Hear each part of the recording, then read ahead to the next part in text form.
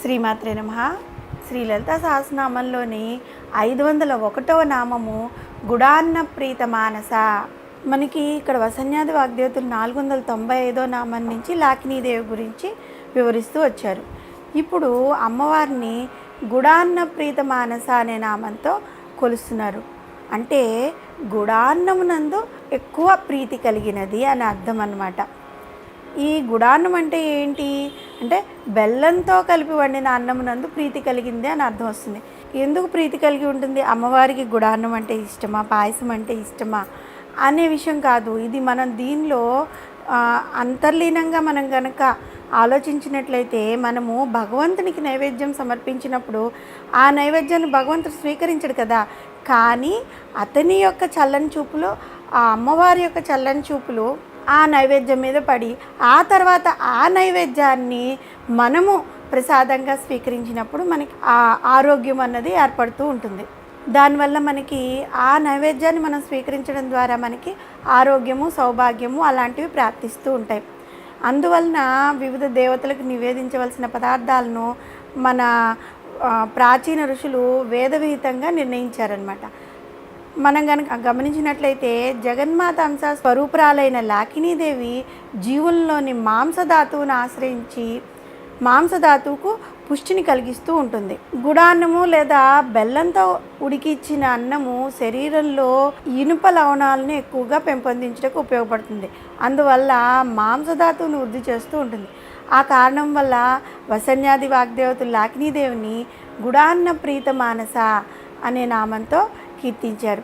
ఇక గర్భస్థ శిశువు యొక్క 3వ నెలలో లాకినీదేవి రక్షణలో ఉంటుంది అని మనం చెప్పుకున్నాం కదా. పిండంలో మాంసధాతువు పుష్టి కలిగి ద్రోపడడానికి గుడాన్నం ఎంతో ఉపయోగపడుతుందన్నమాట. లాకినీదేవికి అత్యంత ప్రీతికరమైన గుడాన్నాన్ని తయారు చేయడానికి ఏ విధంగా చేయాలి అంటే, ఒక గ్లాసు బియ్యం తీసుకోవాలి, 2 వంతుల ఆవు పాలు తీసుకోవాలి, 1 వంతు బెల్లం తీసుకోవాలి, అందులో 1/4 వంతు ఆవు నెయ్యి, అందులో మళ్ళీ అమ్మవారికి ఇష్టమైన జీడిపప్పు, కిస్మిస్లు, యాలకులు, ఎండు కొబ్బరి ఈ పదార్థాలన్నీ వేసి ఉడికించాలి. ఇవన్నీ తయారు చేసిన తర్వాత ఆ తల్లికి దాన్ని నైవేద్యంగా సమర్పించాలి. నైవేద్యంగా సమర్పించిన తర్వాత ఆ ప్రసాదాన్ని మనం స్వీకరించాలి. ఈ విధంగా జగన్మాతకు నివేదించిన ప్రసాదం జీవుల్లో కండపుష్టిని కలిగించి నిర్బలత్వాన్ని నశింపజేస్తుందన్నమాట. కాబట్టి శరీర పుష్టిని కోరువారు అందరూ కూడా లాకినీదేవిని ఓం లాకినీదేవియే నమః అని, లేదంటే ఓం గుడాన్న ప్రీత మానసాయే నమః అని ఆరాధించి ఆమెకు గుడాన్నాన్ని నైవేద్యంగా సమర్పించి ఆ ప్రసాదాన్ని వీరు స్వీకరిస్తే మనం చెప్పుకున్నట్లుగా మాంసధాతువును అమ్మవారు అభివృద్ధి పరుస్తూ ఉంటారు.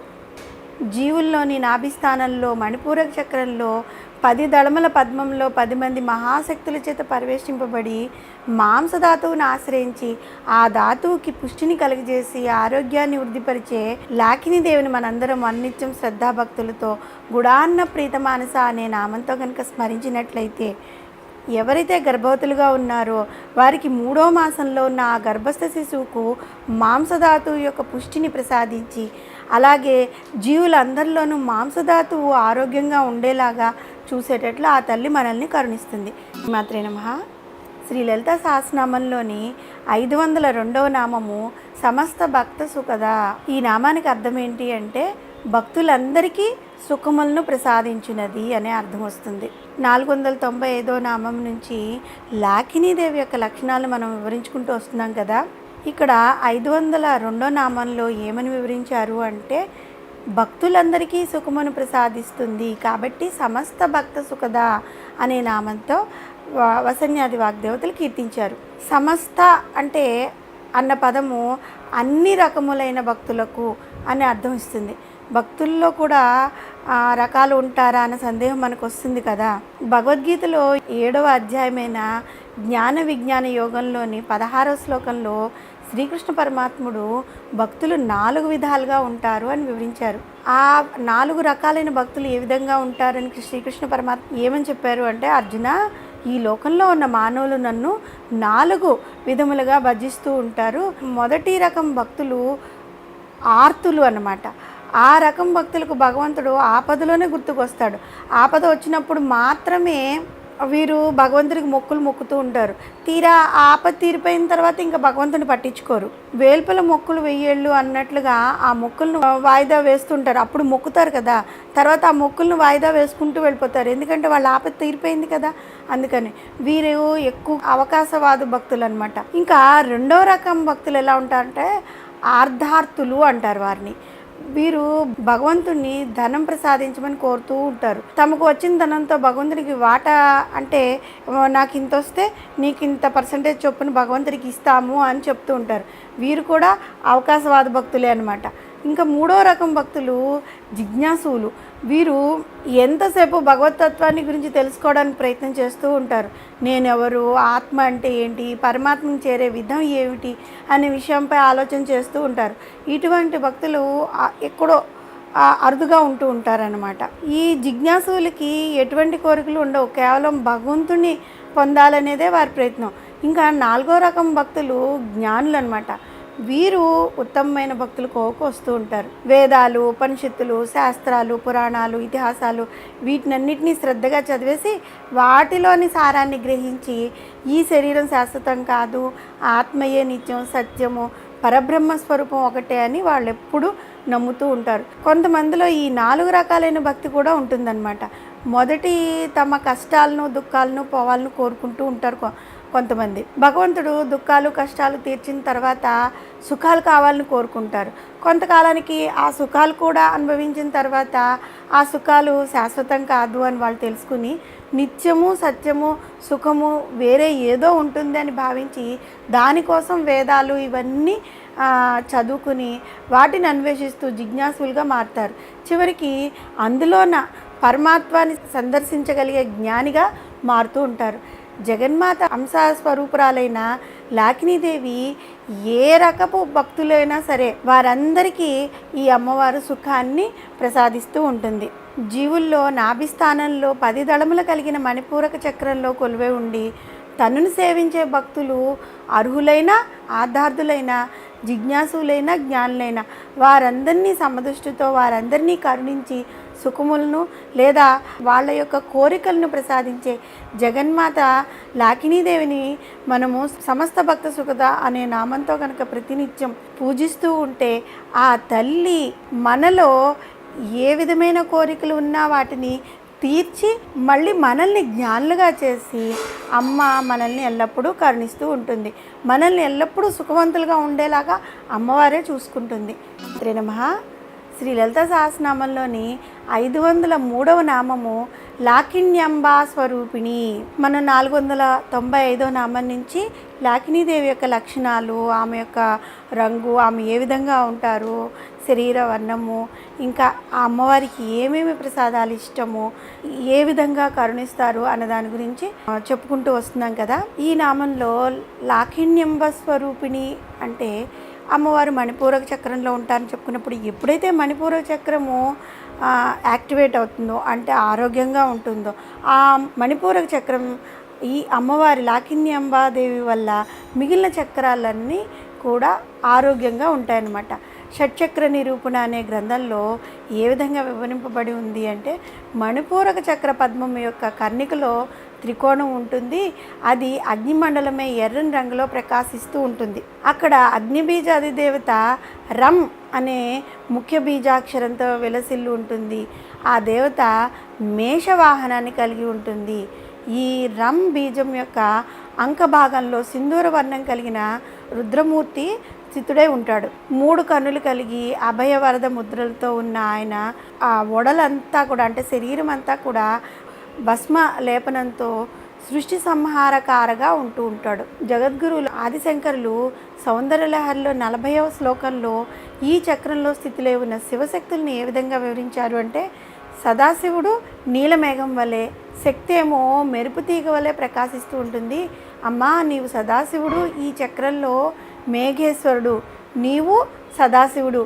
ఈ చక్రంలో మేఘేశ్వరుడు సౌదామిని అనే పేర్లతో నల్లని మెరుపులతో కూడిన మేఘం వర్ణించినట్లే భక్తులపై ఎప్పుడు దయారసాన్ని వర్షిస్తూ ఉంటారు అని వివరించారు. జీవుల్లో నెలకొని ఉన్న షట్చక్రములలో 10 దళములు కలిగిన మణిపూర కర్ణికలో మూడు ముఖములతో వజ్రాయుధము మొదలైన ఆయుధాలు ధరించి డామరి మొదలైన 10 మంది దేవతలతో పరివేష్టింపబడుతూ రక్తవర్ణంతో మాంసధాతువును ఆశ్రయించి గుడాన్నం అంటే ఎక్కువ ఇష్టం కలిగి భక్తులందరినీ చల్లగా చూసే ఆ తల్లిని మనము లాకిన్యంబా స్వరూపిణి అనే నామంతో స్మరిస్తూ ఉంటే ఆ తల్లి దయ వల్ల ఈ మణిపూరక చక్రము ఆరోగ్యంగా ఉండడం వల్ల మిగిలిన చక్రాలన్నీ కూడా ఆరోగ్యవంతంగా ఉంటాయి. శ్రీమాత్రే నమః. శ్రీ లలిత సహస్రనామంలోని 504వ నామము స్వాదిష్టానాంబుజగత. ఈ నామానికి అర్థం ఏంటి అంటే స్వాదిష్టానాంబుజ అంటే స్వాదిష్టాన పద్మమును, గత అంటే పొందినది అని అర్థం వస్తుంది. జగన్మాత అంశ స్వరూపురాలైన కాకినీదేవి. మనం ముందు నామాల్లో లాకినీదేవి గురించి చెప్పుకున్నాం. ఈ నామం దగ్గర నుంచి కాకినీదేవి గురించి చెప్పుకుంటాం. జీవుల యొక్క నాభి భాగమునకు 2 అంగుళాల కింద భాగమున జననేంద్రియానికి వెనుక భాగాన వెన్నుముకలో స్వాదిష్టాన చక్రంలో పద్మం యొక్క కర్ణికలో అమ్మవారు కొలువై ఉంటారు. 6 దళములతో కూడి సింధూర వర్ణం కలిగి జలతత్వం కలిగింది ఈ స్వాదిష్టాన చక్రం. ఈ చక్రానికి అధినేత బ్రహ్మ. చక్రాధిష్టాత్రి జగన్మాత అంశ స్వరూపురాలైన కాకినీదేవి అన్నమాట. ఈ తల్లి మకరమును అంటే ముసలి తన వాహనంగా కలిగి ఉంటుంది. స్వాదిష్టాన చక్రానికి ఉన్న 6 దళముల్లో బా భా మా యా రా లా అనే బీజాక్షరాలతో కూడిన 6 మహాశక్తులతో పరివేష్టింపబడి ఉంటుంది. గర్భస్థ పిండమును 4వ మాసంలో రక్షించే దేవత ఈ కాకినీదేవి. గర్భస్థ పిండమును 4వ మాసంలో ఉదరము, నడుము భాగాలు ఏర్పడుతూ ఉంటాయి. 475వ నామం నుంచి 484వ నామం వరకు గల నామాల్లో విశుద్ధ చక్రము, 485వ నామం నుండి 494వ నామం వరకు నామాల్లో అనాహత చక్రము, 495వ నామం నుండి 503వ నామం వరకు గల నామాల్లో మణిపూరక చక్రము, ఆయా చక్రముల అధినేత్రులు, వారి ఆయుధాలు, ఈ పరివార దేవతలు, నైవేద్యాలు, ఆయా మాసాల్లో గర్భస్థ పిండోత్పత్తిలో మార్పులను గురించి వివరిస్తూ మనకి వసన్యాదేవులు చెప్పుకుంటూ వస్తున్నారు కదా. ఇప్పుడు 504వ నామం నుండి 513వ నామం వరకు గల నామాల్లో స్వాదిష్టాన చక్ర అధినేత్రి అయిన కాకినీదేవి యొక్క లక్షణాలు, ఆయుధాలు, పరివార దేవతలు, నైవేద్య పదార్థాలు, ఏ మాసాల్లో గర్భస్థ పిండువుల యొక్క మార్పులు ఏ విధంగా ఉంటాయి అనే వాటి గురించి వసన్యాది వాగ్దేవతలు మనకు వివరించారు. స్వాదిష్టానమును 6 దళములు కలిగిన పద్మం నందు కాకినీదేవి అనే యోగిని మాత ఉంటుంది. 6 రేఖలు గల స్వాదిష్టానమును పద్మమునందు వేదవక్రియు 3 కన్నులు కలిగిందయ్యి చేతులందు త్రిశూలము, గుణము అంటే పాశాన్ని, కపాలమును, అభయాలను ఆయుధములుగా అమ్మవారు ధరించి పొందబడిన గర్వము కలిగి మేధస్సు అనే ధాతువునందు అమ్మవారు ఉంటుంది. మద్యము చేత సంతసించుతూ ఉంటుందన్నమాట. బందిన్యాదులతో కూడి పసుపు, ఎరుపు రంగు కలిసిందయ్యి దర్జోన్నమునందు ప్రీతి ఎక్కువగా కలిగిందయ్యి కోరిన ఫలములను ఇచ్చినదిగా ఆ కాకినీదేవి ఉంటారు. జగద్గురువులైన ఆశంకరులు సౌందర్యలహరిలో 39 శ్లోకంలో స్వాదిష్టాన చక్రమును గురించి వివరించారు. ఏమని వివరించారు అంటే, అమ్మా, ప్రళయకాలంలో రుద్రుడు లోకాలను భస్మం చేస్తూ ఉండగా నీ చల్లని చూపులతో సృష్టి తిరిగి ప్రారంభం కాగలదు.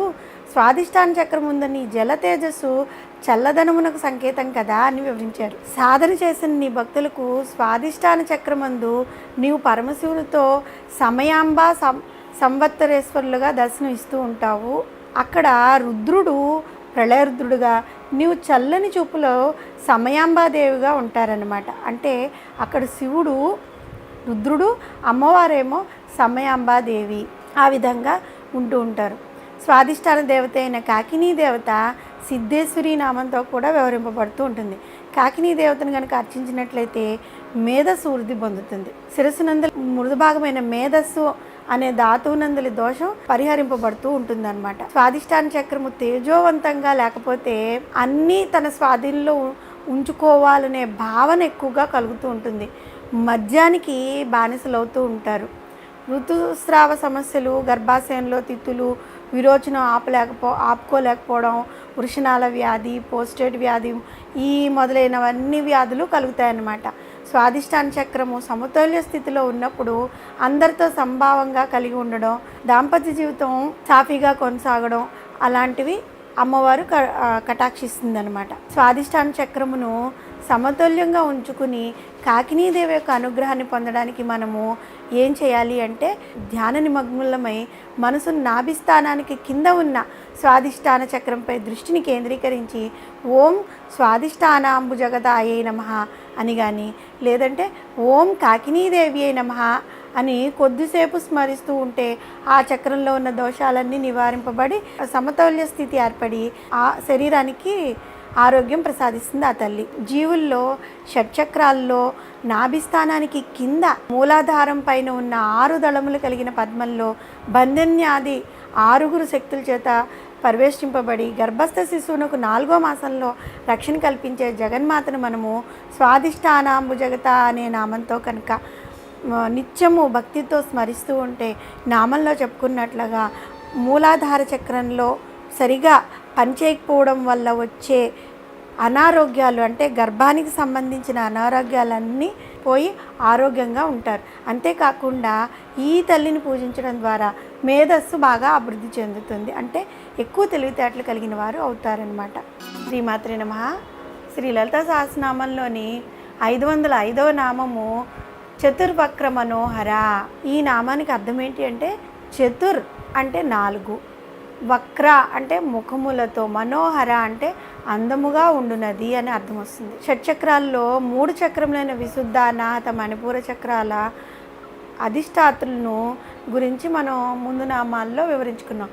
ఇప్పుడు స్వాదిష్టాన చక్రంలో కొలువై ఉన్న జగన్మాత అంశరూపులైన కాకినీదేవి లేదా సిద్ధేశ్వరీదేవి 4 ముఖములతో మనోహరంగా ఉంటుంది అని మనకి వసన్యాది వాగ్దేవతలు తెలియపరిచారు. గర్భస్థ పిండము ఎదుగుదలలో 4వ మాసంలో శిశువుని రక్షించే దేవత కాకినీదేవి. 3వ మాసం వరకు గర్భస్థ పిండమును ఏర్పడిన నోరు, ముక్కు, కన్నులతో పాటు 4వ నెలలో 2 చెవులు కూడా ఏర్పడతాయి. నోరు, నాసిక, కన్నులు, చెవులు ఈ 4టిని సంకేతిస్తూ స్వాదిష్టాన చక్రాధినేత్రి అయిన కాకినీదేవి 4 ముఖాలతో అందంగా ఉంటుందని వసన్యాది వాగ్దేవతలు వివరించారు. మూలాధార చక్రము, స్వాదిష్టాన చక్రము, మణిపూరక చక్రము ఈ 3తో కలిసి ఏర్పడిన త్రిభుజమును అధోత్రికం అని లేదా అధో త్రిభుజం అని వ్యవహరిస్తూ ఉంటారు. త్రిగుణములైన సత్వ, రజ, తమో గుణములకు సంబంధించిన ఆవేశాలను, కోరికలు మొదలైనవి ఇక్కడ ప్రస్ఫుటంగా వ్యక్తమవుతూ ఉంటాయన్నమాట. స్వాదిష్టాన చక్రం శక్తివంతంగా ఉన్నప్పుడు కామ సంబంధమైన కోరికలు కలిగి సంతానం వృద్ధి చెందుతూ ఉంటుంది. స్వాదిష్టాన చక్రం ముఖ్యంగా మూత్రపిండములతో ఎక్కువగా సంబంధం కలిగి ఉంటుంది. కాకినీదేవి ఉన్న 4 వదనములు మరి దేనికైనా సంకేతమా అని ఆలోచిస్తే ఈ 4 వదనాలతో ఒక వదనము భౌతిక స్వీయ నిర్ణయాలు తీసుకోవడానికి, అంటే జీవితం సక్రమంగా సాగడానికి సరైన నిర్ణయాలు తీసుకోమని, తీసుకున్న నిర్ణయాలు సరైన ఫలితాలను ఇచ్చినా ఇవ్వకపోయినా చెల్లించకుండా జీవితంలో ముందుకు సాగమని సంకేతిస్తూ ఉంటుంది. మరి ఒక వదనము మనం తీసుకునే నిర్ణయముల్లో హితుబద్ధత గురించి ఆలోచించమని చెప్తూ ఉంటుంది. జీవితంలో హితుబద్ధమైన నిర్ణయాలు అంటే కేవలం మనకి అధికమైన ధర్మను ప్రసాదించేవి కాకుండా మన జీవితాన్ని ప్రాపంచికంగాను ఆధ్యాత్మికంగాను సరైన దారిలో నడిపించే నిర్ణయాలు తీసుకోమని మనకి ఆ 2వ ముఖము సంకేతిస్తూ ఉంటుంది. ఇక 3వ వదనము మనకు జీవితం సక్రమమైన మార్గంలో నడవడానికి సరి అయిన ఇంద్రియ స్వీయ నిర్ణయాలను తీసుకోమని చెప్తూ ఉంటుంది. ఈ ఇంద్రియ స్వీయ నిర్ణయం తీసుకోవడం ద్వారా ప్రాపంచికంగా మన భౌతిక శరీరము దృఢంగా ఆరోగ్యంగా ఉంచుకోగలగడమే కాకుండా మనసును అనవసరమైన ఆలోచనలు లేకుండా అదుపులో ఉంచుకోగలగడము, ఆత్మ నియంత్రణ అంటే ఆత్మ నిగ్రహము, సంయమనము, స్వీయ నియంత్రణ ఇలాంటివన్నీ సాధించడం వల్ల జీవితంలో అడ్డుదారులు తొక్కకుండా సరైన రాజబాటలో నడవడం ద్వారా అటు ప్రాపంచికంగాను ఇటు ఆధ్యాత్మికంగాను మనల్ని సరైన దారిలో నడిపిస్తూ ఉంటుంది. ఇక 4వ వదనము భావోద్వేగ స్వీయ నిర్ణయాలను తీసుకోమని చెప్తూ ఉంటుంది.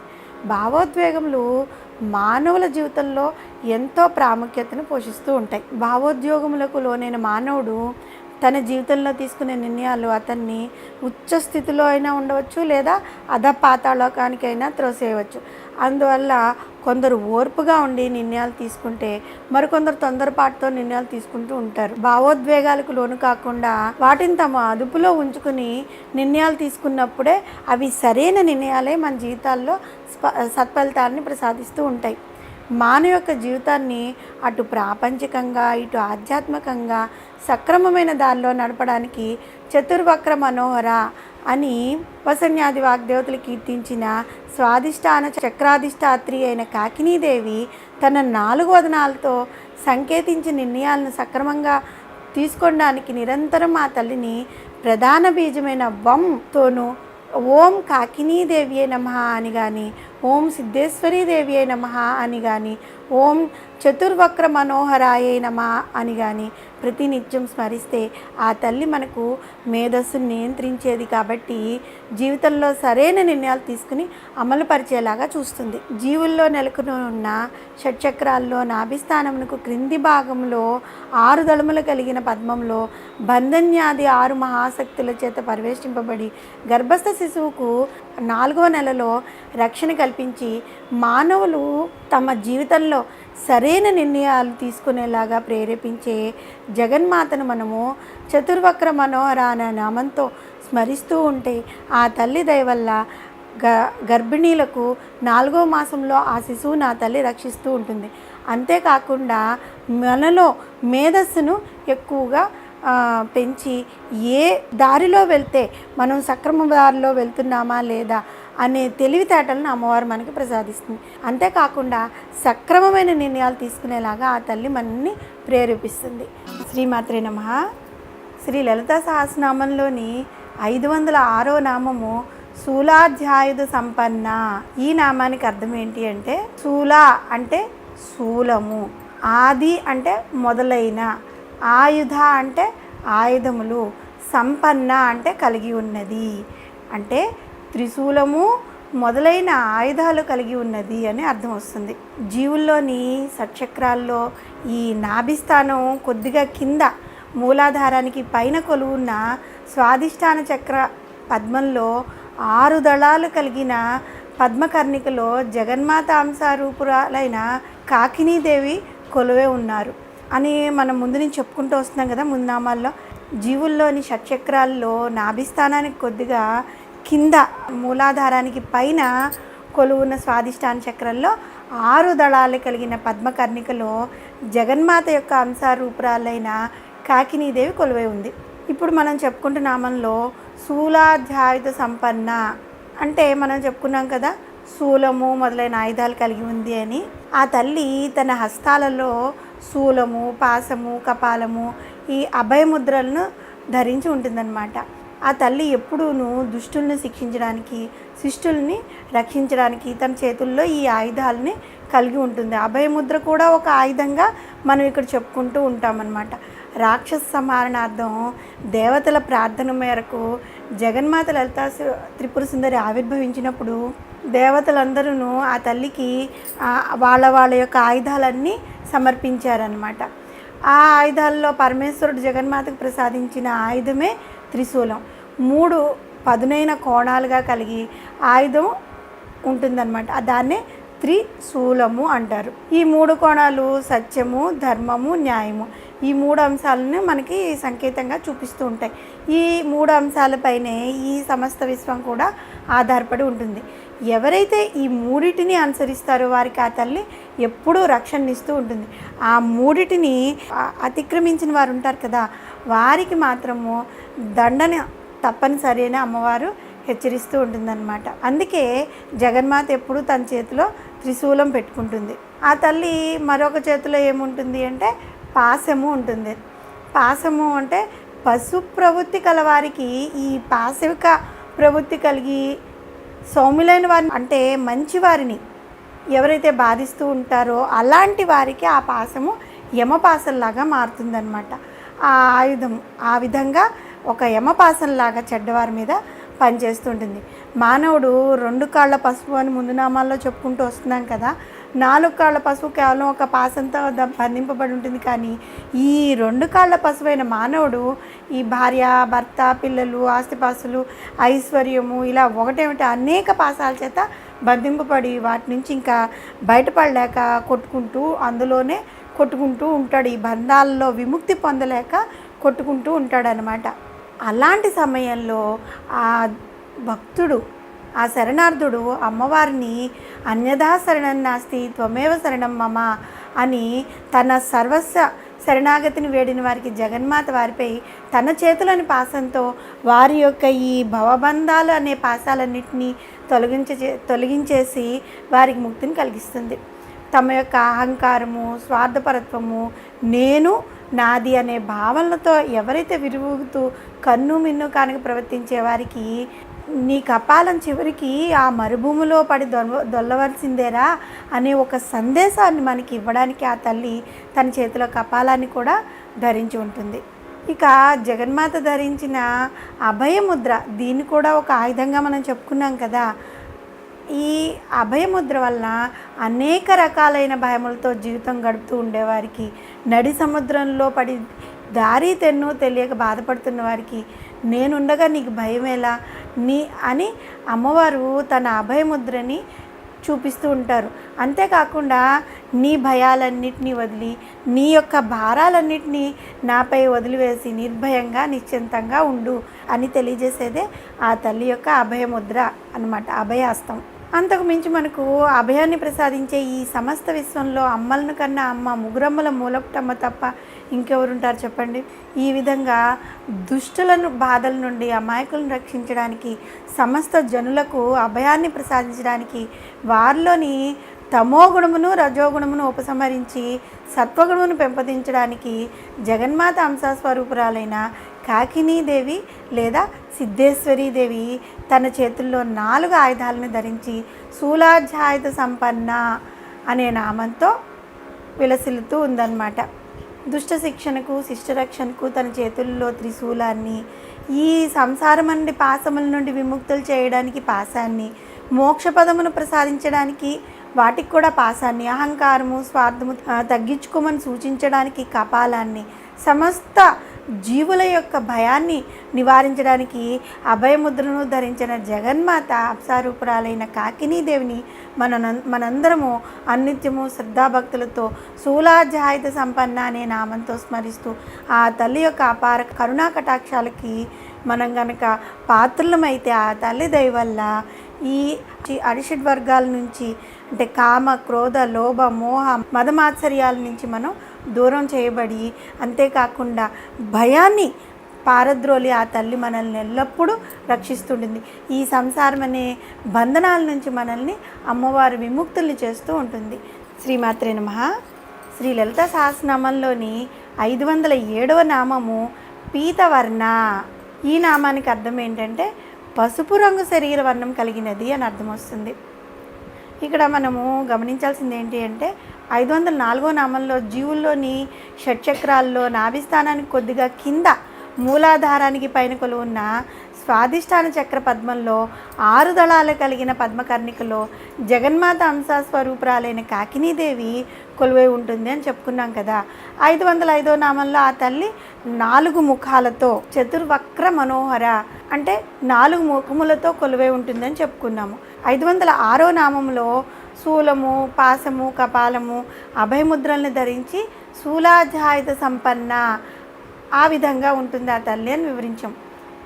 అయితే ఇప్పుడు ప్రస్తుత నామంలో పీతవర్ణ అంటే కాకినీదేవి లేదా ఈ సిద్ధేశ్వరి అమ్మవారు పసుపు వర్ణంతో అంటే పీతవర్ణంగా ఉంటుందని చెప్తూ ఉన్నారు. పసుపు వర్ణము అంటే ఎల్లప్పుడూ శుభాలకి మంచిది, శుభాలని కలుగజేస్తుంది. ఆనందానికి, సూర్యకాంతికి ఈ పసుపు వర్ణము సంకేతంగా మనం చెప్పుకుంటూ ఉంటాం. ధ్యానంలో మునిగి ఉన్నప్పుడు పసుపు వర్ణం కనుక మన ధ్యానంలో కళ్ళల్లో కనపడుతుంటే మన నాడులన్నీ సకారాత్మకంగా ప్రతిస్పందించడమే కాకుండా పసుపు రంగు జ్ఞానాన్ని సంకేతిస్తూ మంచి చెడుల విచక్షణ జ్ఞానాన్ని కూడా మనకి ప్రసాదిస్తూ ఉంటుంది. మనసులో ఉత్సాహభరితాన్ని మనకి నింపుతూ ఉంటుంది. అందుకే నవరాత్రుల్లో 3వ రోజున చంద్రఘంటాదేవికి పసుపు రంగు వస్త్రాలతో అలంకరిస్తూ ఉంటారు. ఇప్పటి వరకు మనము పసుపు వర్ణం గురించి చెప్పుకున్న ప్రయోజనాలన్నీ కూడా మనకు స్వాధిష్టాన చక్రం బలంగా ఉన్నట్లయితేనే అవి మన కళ్ళల్లో పసుపు రంగం కనిపించడం కానీ, మనకి ఆరోగ్యంగా అంటే మూలాధార చక్రంలో ఆరోగ్యం కలిగి ఉండడం కానీ ఇవన్నీ జరుగుతుంటాయి. ఎప్పుడైతే స్వాదిష్టాన చక్రం బలహీనపడుతుందో ఈ పై ప్రయోజనాలన్నీ సంభవించకపోవడమే కాకుండా దాని యొక్క మూలాధార చక్రం సరిగా లేనందువల్ల దాని యొక్క ప్రభావము మూత్రపిండాలపై పడుతూ ఉంటుందన్నమాట. మన శరీరంలో ఉన్న మూత్రపిండాలు రక్తంలో మలినాలను ఆ వడపోసే శక్తిని కనుక కోల్పోయినట్లయితే ఆ మలినాలు శరీరంలోని అన్ని భాగాలకు ముఖ్యంగా గుండె భాగంలో పెరిగిపోయి ఈ శరీరం అస్తవ్యస్త పరిస్థితులకు గురయ్యి ప్రాణాపాయం కూడా ఒక్కొక్కసారి సంభవించవచ్చు. మూత్ర సంబంధమైన వ్యాధులు, స్త్రీల్లో ఋతుచక్ర సంబంధమైన వ్యాధులు అలాంటివి కూడా సంభవిస్తూ ఉంటాయి. ఈ బలహీనమైన స్వాదిష్టాన చక్రం మానవుల్లో క్రోధాన్ని విపరీతంగా పెంచుతూ ఉంటుందన్నమాట. మానవుల్లో సంతానోత్పత్తి సామర్థ్యాన్ని పూర్తిగా తగ్గించేస్తుంది. జీవితంలో శాంతి అన్నది లేకుండా ఏ విషయంలోనూ సరైన నిర్ణయాన్ని తీసుకోలేకుండా వాళ్ళు బాధపడుతూ ఉంటారు. తమకి ఏదో జరగబోతోంది అనే భయంతో వాళ్ళు అనవసరంగా ఈ భయభ్రాంతులకు లోనవుతూ ఉంటాడు. మొత్తం మీద బలహీనమైన ఈ స్వాదిష్టాన చక్రం మానవుని జీవితాన్ని ఎంత నరకప్రాయం చేసేస్తూ ఉంటుందన్నమాట. అలా కాకుండా ఈ స్వాదిష్టాన చక్రం బలంగా ఉందనుకోండి, ఆరోగ్యంగా ఉందనుకోండి, ఆ చక్రంలో కొలువై ఉన్న కాకినీదేవి లేదా సిద్ధేశ్వరీదేవి యొక్క అనుగ్రహం పొందటం ఏ విధంగా చేయాలంటే ప్రతిరోజు కొద్దిసేపు ధ్యానమగ్నులై అంటే ధ్యానం చేసి ఈ ఉచ్ఛ్వాస నిశ్వాసాలని క్రమబద్ధం చేసి మనసును స్వాదిష్టాన చక్రంపై కేంద్రీకరించి పసుపు వర్ణం మానసికంగా తిలకించడానికి మనం ఎల్లప్పుడూ ప్రయత్నం చేస్తూ ఉండాలన్నమాట. అంతేకాకుండా ఈ స్వాదిష్టాన చక్రం యొక్క ప్రధాన బీజమైన వం అనే బీజాక్షరాన్ని మానసికంగా కొద్దిసేపు స్మరించడమే కాకుండా ఓం కాకినీదేవి అయి నమః అని కానీ, ఓం సిద్ధేశ్వరీదేవి అయి నమః అని కానీ, ఓం పీతవర్ణాయై నమః అని కానీ స్వాదిష్టాన చక్రాధిష్టాత్రి అయిన కాకినీదేవిని కనుక మనం నిత్యం స్మరిస్తూ ఉంటే ఆ తల్లి స్వాదిష్టాన చక్రంను ఉత్తేజం చేసి మనల్ని మానసికంగాను శారీరకంగాను ఆరోగ్యవంతులు చేసి తన యొక్క అమ్మవారి యొక్క దయావృష్టిని మనపై కురిపిస్తూ ఉంటుంది. జీవుల్లోని షట్చక్రాల్లో స్వాదిష్టాన చక్రంలో శూలాధ్యాయుడిగా తనను కొలిచి ఆరాధించే వారికి సకల శుభాలను మానసిక ఉల్లాసాన్ని ఉత్తేజాన్ని కలిగించి అనుగ్రహించే జగన్మాత అంశారూపురాలైన కాకినీదేవిని లేదా సిద్ధేశ్వరీదేవిని మనం నిత్యం ముందు ఈ నామంలో చెప్పుకునే విధంగా ధ్యాన నిమగ్నులమై ఆ విధంగా వం అనే బీజాక్షరాన్ని కాసేపు స్మరిస్తూ ఉంటే మూత్రపిండాలకు సంబంధించిన కానీ గర్భాశయానికి సంబంధించిన కానీ మిగిలిన ఏ ఇతర అనారోగ్యాలు కానీ రాకుండా ఆ తల్లి మనల్ని ఎల్లప్పుడూ కాపాడుతూ ఉంటుంది. శ్రీమాత్రే నమః. శ్రీ లలితా సహస్రనామంలోని 508వ నామము అతి గర్విత. ఈ నామానికి ఏంటంటే అతి అంటే మికిలి లేదా అతిశయించిన, గర్విత అంటే గర్వముతో ఉండునది అని అర్థం వస్తుంది. మనం ముందు నామాలని ఒకసారి గమనించినట్లయితే 504వ నామంలో జీవుల్లోని షట్చక్రాల్లో నాభిస్థానానికి కొద్దిగా కింద మూలాధారానికి పైన కొలువున్న స్వాదిష్టాన చక్ర పద్మంలో 6 దళములు కలిగిన పద్మకర్ణికల్లో జగన్మాత కాకినీదేవిగా కొలువై ఉంటుందని చెప్పుకున్నాం. 505వ నామంలో ఆ తల్లి 4 ముఖాలతో చతుర్వక్ర మనోహర ఆ విధంగా కొలువై ఉంటుందని, 506వ నామంలో శూలము పాసము కపాలము అభయముద్రలను ధరించి శూలాధ్యాయత సంపన్న ఆ విధంగా కొలువు ఉంటుందని, ఆ 507వ నామమైన పీతవర్ణాలో కాకినీదేవి పసుపు వర్ణంతో పీతవర్ణంగా ఉంటుందని మనకి వసన్యాది వాగ్దేవతలు తెలియపరుస్తూ వచ్చారు. ఇప్పుడు ఈ నామంలో అమ్మవారిని అతిగర్విత అనే నామంతో కీర్తిస్తున్నారు. అంటే ఆ తల్లి 4 వదనాలతో 4 చేతులతో అత్యంత మనోహరంగా ఉండే స్వాదిష్టాన చక్రాధిష్టాత్రి అతిశయించిన విలాసము చేత మిక్కిలి గర్వితి అయి ఉంటుంది అని తెలియపరుస్తున్నారు మనకి. ఆమె పుట్టుకతోటే అతి సౌందర్య రాశి అన్నమాట. ఆ సౌందర్యం వలన గర్వం కలది అయింది ఆ జగన్మాత. గర్వము అనేది సమస్త సంపదలు సమృద్ధిగా ఉన్నప్పుడు ఉంటుంది. అందము ఐశ్వర్యము సంపదలు నా దగ్గర పుష్కలంగా ఉన్నాయి అని అహంకరించే వారి పట్ల ఆ గర్వము అనేది ఉంటుంది. కేవలము అహంకారమే, కానీ గర్వం అనిపించుకోదు. అటువంటి వారికి ఐశ్వర్యము, సంపదలు ఈ మొదలైన అలంకారాలుగా మారుతాయి, కానీ కొన్నాళ్ళకి అవన్నీ కూడా తగ్గిపోతాయి. ముందు అవన్నీ ఉన్నప్పుడు ఒక అహంకారం తమంతట తాముగా వారిలో ఉన్నప్పటికీ కూడా కొన్నాళ్ళకి ఏది సత్యము అన్నది వారు తెలుసుకుని ఆ అహంకారాన్ని కూడా వాళ్ళు వదిలేస్తూ ఉంటారు. అప్పుడు వారి అహంకారం పూర్తిగా తగ్గిపోతుంది. కానీ జగన్మాతకు ఉన్నది అహంకారం కాదు. ఎందుకంటే అందము, ఐశ్వర్యము, సంపద ఈ మొదలైనవన్నీ ఆమెకి ఆవిర్భావంతో, అంటే ఆమె పుట్టుకతోటే ఉన్నాయన్నమాట. అవన్నీ అమ్మవారికి సంక్రమించాయి. అవన్నీ తాము అమ్మను ఆశ్రయించి ఉన్నామని గర్వంను పొందుతూ ఉంటాయన్నమాట. అంటే మనం చెప్పుకునే ఈ అందం కానీ, గర్వం కానీ, అహంకారం కానీ అమ్మవారి దగ్గర ఉన్నాయే అని అవి సంతోషపడుతూ ఉంటాయి. అంతేగాని అమ్మవారికి అవేమీ కాదు అన్నమాట. ఆ తల్లికి ఉన్న అందము, ఐశ్వర్యము, సంపద ఈ మొదలైనవన్నీ కూడా ఎప్పటికీ తరిగిపోకుండా ఎల్లప్పుడూ ఆమెతో ఉండిపోయేవే. అందువలన ఆమెకు కలిగిన అతిశయము అత్యంత సహజమైనది.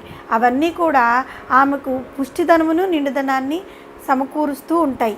అమ్మవారు ఆ విధంగా ఎల్లప్పుడూ ఒక దర్పంతో, అహంకారంతో, గర్వంతో నిండుగా ఉంటేనే చూడడానికి చాలా అందంగా, అంటే ఆ తల్లి యొక్క దర్పం మనకి ఎంతో ఆనందాన్ని కూడా కలుగజేస్తూ ఉంటుంది. అవన్నీ కూడా ఆ తల్లికి ఒక నిండుదనాన్ని చేకూరుస్తూ ఉంటాయి. అంటే మన మనుషుల విషయానికి వస్తే ఎప్పటి వరకు ఈ శారీరకమైన అందము, ఐశ్వర్యము, సంపదలు ఇవన్నీ కూడా బంధములుగా మారకుండా ఉంటాయి. అప్పటి వరకు అవి అహంకారంగా కాకుండా ఒక సహజమైన గర్వంగా ఉంటాయి. జగన్మాతకు వీటి పట్ల ఎటువంటి అనుబంధాలు ఉండవు. కాబట్టి అందము, ఐశ్వర్యము, సంపదలు ఆమెకి సహజ సిద్ధమైన అలంకారాలుగానే ఉండిపోతూ ఉంటాయి. ఈ నామంలో అతి గర్విత అనే మాటను మనం భావ ప్రాధాన్యం కలిగిందిగా గుర్తించాలి. ఆ తల్లి సౌందర్యాన్ని గమనించినప్పుడు, ఆమె ధరించిన ఆభరణాలు దర్శించినప్పుడు మనకి కేవలం అలౌకికమైన ఆనందాన్ని కలగాలి, కానీ ఈ ప్రాపంచికమైన ఆనందం కాదు. మనం ముందు నామంలో చెప్పుకున్నట్లుగా స్వాధిష్టాన చక్రం బలహీనపడినప్పుడు జీవుల్లో గర్వం, దర్పం, అహంభావము, అతిశయము ఈ మొదలైనవన్నీ ఆవిర్భవిస్తాయన్నమాట. ఈ చెడు లక్షణాలు అతనిలో పూర్తిగా నిండిపోయి ఇతరులను లెక్క చేయకపోవడం, తన దగ్గర అమితమైన సంపద, ఐశ్వర్యం ఉన్నప్పటికీ కూడా అవసరంలో ఉన్న ఇతరులకు దానం చేయాలనే ఆలోచన రాకుండా లోబిగా మారిపోతూ ఉంటాడు. పెద్దలు చెప్పినట్లుగా పుట్టినప్పుడు బట్ట కట్టుకుని రాలేదు, పోయేటప్పుడు అది వెంట రాదు అనే ఆలోచన ఆ జీవునికి రాకుండా తన వారు తన సంపదలను తనే అనుభవించాలి అనే కోరిక మిగిలిపోతుంది. ఈ లక్షణాలని కూడా ఈ మానవుని ప్రాపంచక విషయాలకు దగ్గర చేసి జగన్మాత అనుగ్రహానికి, ఆమె సన్నిధికి ఆ జీవుని దూరం చేస్తూ ఉంటాయి. కనుక తమలో ఇటువంటి నకారాత్మక భావనలు పెరిగిపోతున్నాయి అనుకునేవారు స్వాధిష్టాన చక్రం బలహీనంగా ఉందని భావించి ఆ చక్రాధిష్టాత్రి అయిన కాకినీదేవిని లేదా సిద్ధేశ్వర దేవిని ఓం అతి గర్వితాయే నమః అని కానీ, ఓం కాకినీదేవి అయి నమః అని కానీ, శ్రీమాత్రే నమః. శ్రీ లలితా సహస్రనామంలోని 509వ నామము మేధోనిష్ట. ఈ నామానికి అర్థం ఏంటి అంటే మేధస్సును ఆశ్రయించి ఉండునది అని అర్థం వస్తుంది. మేధస్సు అంటే అర్థం ఏంటి అంటే జీవుల యొక్క ధారణాశక్తి లేదా బుద్ధికి సంబంధించిన మేధస్సు కాదనమాట. ఇక్కడ జీవుల యొక్క మెదడులో ఉన్న మేధ అన్న ధాతువుకు సంబంధించింది. 4వ నెలలో గర్భస్థ పిండం యొక్క మెదడు కూడా అప్పుడే వృద్ధి చెందుతూ ఉంటుంది 4వ నెలలో ఆ పిండానికి. 504వ నామము నుంచి మనం చెప్పుకుంటూ వస్తున్నాం కదా, కాకినీదేవి ఏ విధంగా ఉంటారు, ఏ రంగులో ఉంటారు, అమ్మవారు ఏ అస్త్రాలను కలిగి ఉంటారు, ఇవన్నీ చెప్పుకుంటూ వస్తున్నాం కదా. ఇక్కడ 508వ నామంలో అతి గర్విత అని చెప్పుకున్నాము. అయితే సంపదలు, అందము ఇవన్నీ కూడా అమ్మవారికి ఒక అలంకార ప్రాయాలు, మామూలు మనలాంటి మనుషులకు కాదనమాట.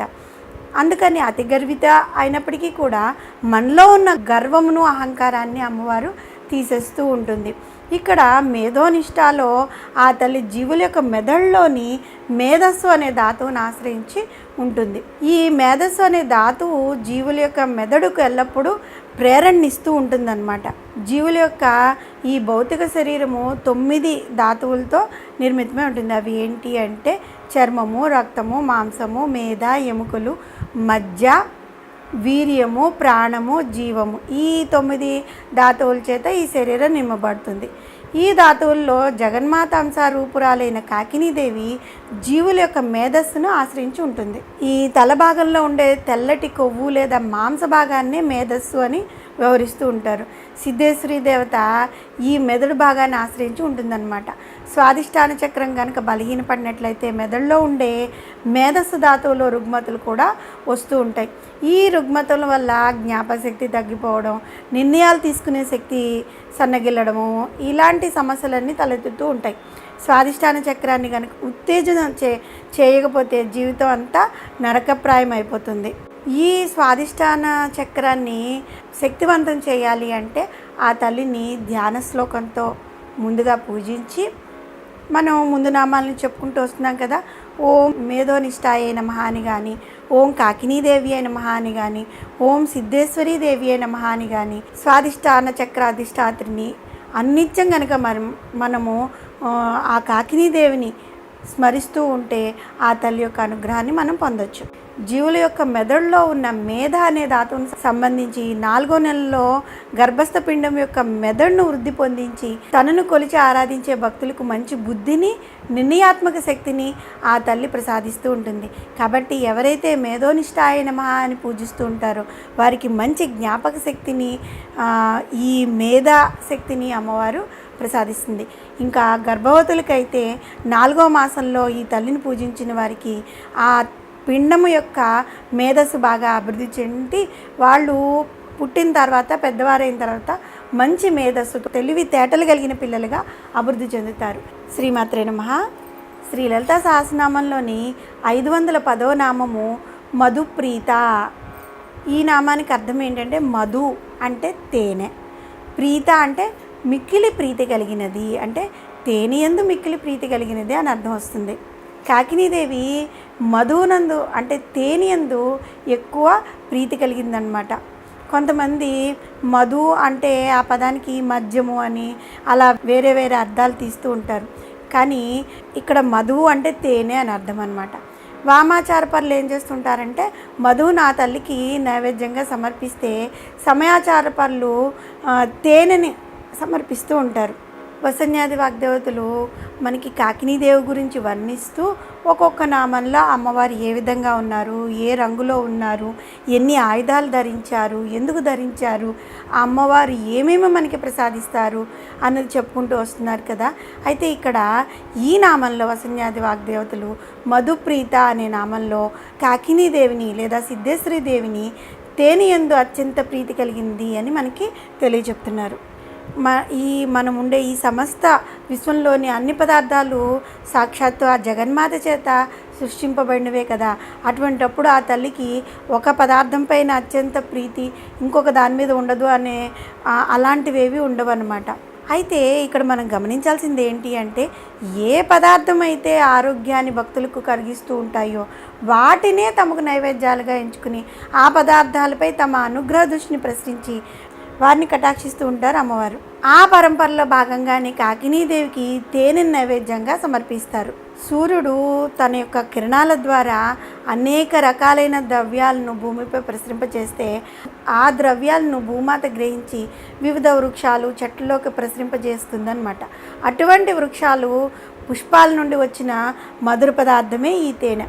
తేనెటీగలు ఆ మధువును సంగ్రహించి ఒకచోట సమకూరిస్తే దాన్ని స్వీకరించిన భక్తులు ఆ మధు పదార్థాన్ని జగన్మాత అంశాస్వరూపురాలైన కాకినీదేవికి నైవేద్యంగా సమర్పిస్తూ ఉంటారు. షట్చక్రాల్లో తీపిదనానికి మారుపేరు మధు లేదా తేనె అన్నమాట. మానవుని శరీరానికి శక్తిని కలిగించేది తేనె. ఆ తేనెకు ఆ తల్లి యొక్క అనుగ్రహ దృష్టి తోడైందనుకోండి, ఇంకా దానికి తిరిగేముంటుంది. అధిక బరువును తగ్గించడం కోసము శరీరంలో రోగనిరోధక శక్తిని పెంపొందించడంలోనూ, జ్ఞాపక శక్తిని పెంపొందించడంలోనూ, గాయాలని మాన్పించడంలోనూ, ప్రశాంతమైన నిద్రను కలిగించడంలోనూ, చర్మ వ్యాధులను కూడా తగ్గించడంలోనూ తేనె ఒక దివ్యమైన ఔషధంలాగా పనిచేస్తుంది. వేదములు అతిశయంగా మధువు చేత హోమం చేయుచున్నవాడు దేవిని సంతృప్తిపరిచిన వాడగును అని తెలియపరిచాయి. దీన్ని బట్టి మధువును నైవేద్యంగా సమర్పించినట్లయితే ఆ తల్లి అత్యంత ప్రీతురాలవుతుందని మనకు తెలుస్తుంది కదా. మరొక ముఖ్యమైన విషయం ఏంటంటే కాకినీదేవి జీవుల్లో నవ ధాతువుల్లోనూ మేధస్సు అనే ధాతువుని ఆశ్రయించి ఉంటుందని చెప్పుకున్నాం కదా. ఆ మేధస్సును ఉద్దిపరిచే పదార్థమే ఈ తేనె అంటే మధువు అన్నమాట. ఇంకా ఛందోగ్య ఉపనిషత్తు మధు విద్యా విశదీకరణలో సూర్యబింబము దేవమధువు అని తెలియపరిచింది. అసౌవాదిత్యో దేవమధువు అన్నది వేదవాక్యం అన్నమాట. సూర్యకిరణముల ద్వారా ఈ మధువు భూమి అంతటా ప్రసరింపబడుతూ ఉంటుంది. ధరాస్వరూపురాలైన పరమేశ్వరి ఆ మధువును వృక్షజాతులన్నింటిలోనూ నిక్షిప్తం చేసింది. అంత పవిత్రమైన మధురమైన పదార్థమును నైవేద్యంగా స్వీకరించిందే మధుప్రీత అనే అమ్మవారి నామము. అందుకే వసన్యాది వాగ్దేవతల అమ్మవారిని మధుప్రీత అనే నామంతో కొలిచారు. శ్రీచక్ర స్వరూపమైన జీవుల శరీరంలో షట్చక్రాల్లో 6 దళముల కలిగిన స్వాదిష్టాన చక్ర పద్మకర్ణికలో కొలువై సూర్య భగవానుని ద్వారా దేవమధువుగా ప్రసాదింపబడిన మధువు లేదా తేనె అనే పదార్థం నందు అత్యంత ప్రీతి కలిగినదైన జగన్మాత అంశ స్వరూపురాలైన కాకినీదేవిని లేదా సిద్ధేశ్వరదేవిని మధుప్రీత అనే నామంతో కనుక మనం పూజిస్తే ఆ తల్లి దయ వల్ల మనకు మేధస్సు అంటే తెలివితేటలు, చర్మ సంబంధిత వ్యాధులు, ఇంకా ఆరోగ్యము ఇవన్నీ కూడా ఆ తల్లి దయ వల్ల మనకి ప్రాప్తిస్తాయి. శ్రీమాత్రే నమః.